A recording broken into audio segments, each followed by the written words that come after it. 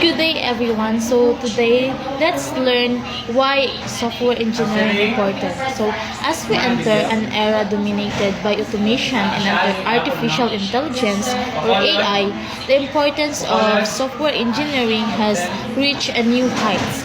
So AI and machine learning models which are transforming industries such as healthcare, finance, and manufacturing rely on carefully designed and engineered software.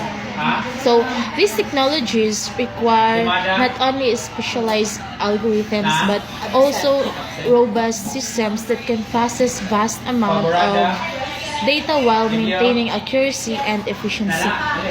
Software engineers play a vital role in developing these systems, ensuring that they are scalable, interpretable, and secure.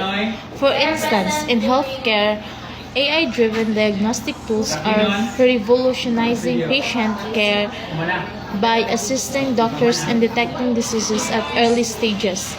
So without skilled software engineering, the deployment of such AI systems could lead to inaccurate results, bias, or even potential harm. Thank you.